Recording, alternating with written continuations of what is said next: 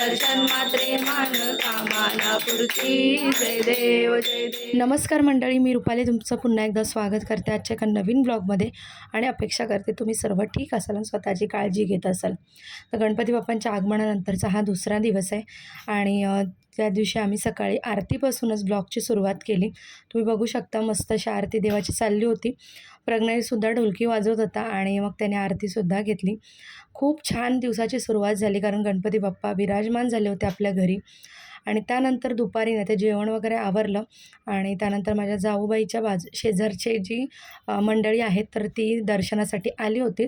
आणि हे आहेत सगळे आदूचे फ्रेंड्स. आणि बघा मुलांना इतर कोणी आलं ना तर त्यांना काम सांगितलं तर कंटाळाही करतात आणि स्वतःहून करत नाहीत. पण त्यांचे फ्रेंड्समधले कोणी आले ना तर लगेच स्वतःहून ते सगळं करतात. बघा इथे आदूचं पण असंच झालं होतं. त्याचे फ्रेंड्स आले तर स्वतःहून सगळं पाहुणचार असतो ना तर करत होता. आणि आम्ही दोघीजणी मस्त असं बघून ना हसतसुद्धा होतो आणि आम्हाला मजाही येत होती की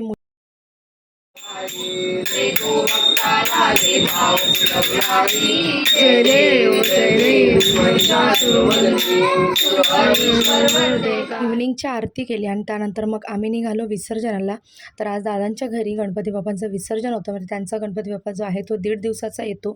तर मस्त असं आम्ही विसर्जनासाठी निघालो होतो.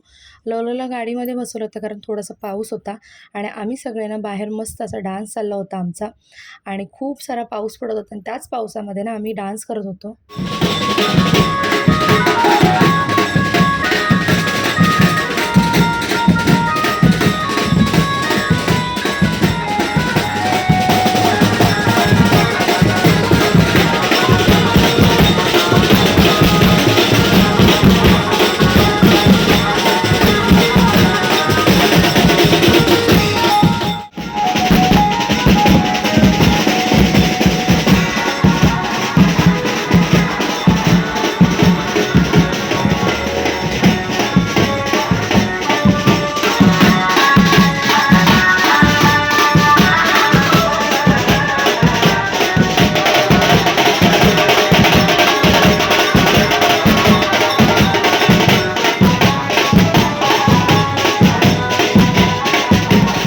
काल रात्री आम्हाला यायला उशीर झाला आणि हा नेक्स्ट डेचा व्लॉग आहे. तर देवाच्या नैवेद्यासाठी ना मी इथे गोडाचा शिरा बनवला होता मस्त असं केळी टाकून. इथे थोडासा माझा आवाज खराब आहे त्यामुळे तुम्ही समजून घ्या. तर मस्त असा शिरा बनवला आणि आम्हाला सगळ्यांना नाश्त्यासाठी ना सँडविच बनवलं कारण गोड खाऊन खाऊन ना कंटाळा आला होता. तर मस्त अशा ना सँडविचेस आम्ही बनवून घेतले. आणि ना यावर्षी ना खूप काही जास्त मी शूट केलं नाही कारण बऱ्याच आपण वेळांना गणपतीच्या दिवसांमध्ये बिझी असतो. म्हणजे इतकं शेड्यूल टाईट असतं ना की काही शूट करायला मिळत नाही. आणि त्याचबरोबर सतत पाहुणे चालू असतात. त्याच्यानंतर मी सगळ्या गोष्टी एन्जॉयही करत होते त्यामुळे मग बरंच काही शूट करायला मिळालं नाही. जितकं जमलं ना तितकं शूट केलं. आणि तुम्ही माझा आवाज बघूच शकता की सतत जागरण काम या सगळ्यामुळे ना खूपच तब्येतही खराब झाली माझी. त्यामुळे ना हे ब्लॉगसुद्धा एडिट करायला मिळालेच नाहीत. आता जेव्हा गणपती बाप्पांचं विसर्जन झालं त्यानंतरच हे ब्लॉग एडिट केले.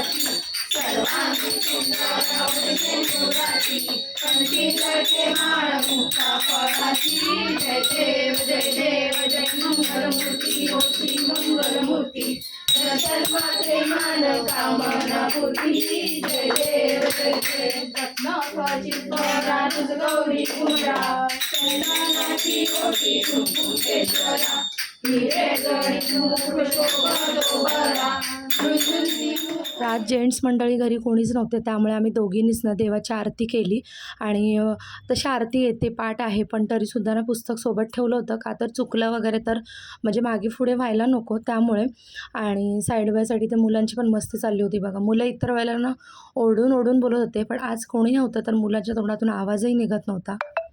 त्यानंतर इथे आरती वगैरे झाली. मग आलो आम्ही स्वयंपाकघरामध्ये कारण नैवेद्याची तयारीसुद्धा करायची होती.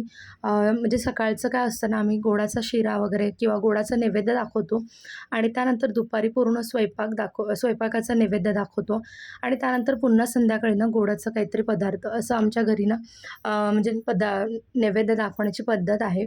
प्रत्येकाची वेगळी असू शकते. इथे आमच्या सासूबाईने जे पूर्वात चालत ठेवलेलं आहे तर तेच आम्ही चालू इथे ठेवलेलं आहे. तर इथे एका साईडला माझा स्वयंपाकही चालू होता आणि गणपती बाप्पाचा नैवेद्य जो असतो ना तो पूर्णपणे ना कांदा लसूण विरहित असतो आणि त्याच्यामुळे ना थोडीशी काळजी घ्यावी लागते. पहिला बाप्पाचा नैवेद्य बनवावा लागतो, त्यानंतर मग आमच्यासाठी. तर इथे मस्त अशी डाळ भात वगैरे भाज्या 2, त्याच्यानंतर पापड लोणचं वगैरे कोथिंबीर वडी ह्या सगळ्या गोष्टी मस्त अशा स्वयंपाकामध्ये होत्या. आणि यावर्षी नाही सगळ्या गोष्टी मी शूट नाही केल्या, त्यामुळे तुम्हाला दाखवताही आलं नाही मला की मी काय काय नैवेद्यामध्ये यावर्षी बनवलेलं. तरीसुद्धा ना मी लास्ट दिवशी मी काय बनवले तुमच्यासोबत शेअर करेनच. तरी त्या आवाज खूपच जास्त खराब आहे, त्यामुळे तोंडातून आवाजही निघत नाही आहे. तरी पण म्हटलं आता हे ब्लॉग तुमच्यापर्यंत पोहोचवले पाहिजे, कारण लवकरच आता नवरात्रीसुद्धा येतील आणि हे ब्लॉग वेळेत पोचले तरच त्याची बघण्याची मज्जासुद्धा आहे. नाहीतर एकदा वेळ निघून गेली तर मग हे ब्लॉग पाहायला तुम्हालाही आवडणार नाही. त्यामुळे म्हटलं चला आज काही करून एडिट करून हा ब्लॉग टाकूया. त्यानंतर जेवण वगैरे आमचं झालं आणि ना संध्याकाळी मला ना 2 ऑर्डर होत्या मोदकाच्या, चॉकलेट मोदकच्या. तर त्या बनवण्यासाठी मी ते प्रिपरेशन करत होती. रसमलाई मोदक आणि मिक्स ड्राय फ्रुट्स. तर असे 2 मला 11-11 क्वांटिटीमध्ये बनवून द्यायचे होते पार्सल. सो इथे मी त्यासाठी मग तयारी करायला घेतली. म्हटलं थोडंसं लेट आपण थोडं आवरूया, म्हणजे झोपणं वगैरे. तर थोडंसं आधी हे ऑर्डर जे आहेत ते कंप्लीट करून घेऊया. आणि खरं सांगते हे ऑर्डर कंप्लीट करेपर्यंत संध्याकाळ झाली आणि त्यानंतर माझं काही झोपणं वगैरे झालंच नाही. कारण संध्याकाळी पुन्हा मग पाहुण्यांची सुरुवात झाली आणि तुम्हाला तर माहिती आहे की घरात गणपती बाप्पा असले की सतत कोणी ना कोणी येत असतं आणि आपण दरवाजा अजिबात बंद ठेवत नाही. खरं तर इतकं वातावरण सुंदर असतं ना की कितीही काम केलं ना तरी एनर्जी काही आपली संपत नसते म्हणा. म्हणजे अजून आपण आवडीने सगळ्या गोष्टी करत असतो. तुम्ही माझे जुने व्लॉग जर पाहिले असाल तर माझी एनर्जी लेव्हल ना त्यावेळेलासुद्धा तीच होती आणि या वेळेलासुद्धा तीच आहे. तर खूप आवडतं मला. बाप्पा जेव्हा घरात येतात ना तेव्हा एकंदरीत वातावरण खूप छान होतं. आपल्याला माणसं भेटतात, त्यानंतर आपण एकत्र परिवार मिळून खूप सेलिब्रेशन करतो, मज्जा करतो, गाणी नाचणं वगैरे सगळ्याच गोष्टी. तर असे छान मस्त असं दिवसाची सुरुवातसुद्धा होते. त्यानंतर दिवसभर सतत आपल्याला कोणी ना कोणी येत असतं, त्यामुळे बोलणं चालणं गाठीभेटी होत असतात. तर हे माझ्या जाऊबाईच्या शेजारच्या आहेत, सगळे आले होते. तर अजून आणि ते माझ्या ओळखीचे सुद्धा आहेत, त्यामुळे ना आम्ही खूप साऱ्या गप्पा केल्या, त्यांचा पाहुणचार वगैरे केला, फोटोज काढले आणि त्यांना माहिती आहे की मी म्हणजे यूट्यूबवरती वगैरे आहे, तर त्यांनासुद्धा आवडतं यायला. तर त्यांनासुद्धा ब्लॉगमध्ये घेतलं. त्यानंतर झाली इथे इव्हनिंग. बाप्पाच्या संध्याकाळच्या आरतीची तयारी झाली, दिवाबत्ती वगैरे करून घेतला आणि इथे आले होते माझे दीर मोठे. तर त्यांच्या आणि माझ्या मिस्टरांच्या गप्पा-टप्पा चाललेल्या आणि मग त्यांच्यासोबतच आम्ही संध्याकाळची जी आरती आहे तीसुद्धा करून घेतली.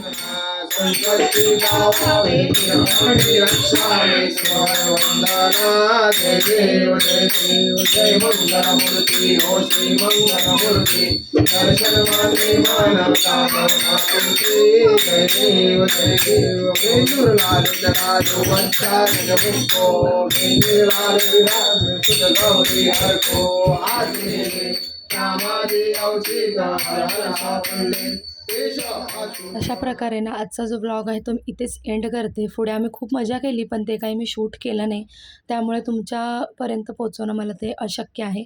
चला पुन्हा भेटू एक छानशा व्हिडिओसहित. तोपर्यंत स्वतःची काळजी घ्या. Bye bye.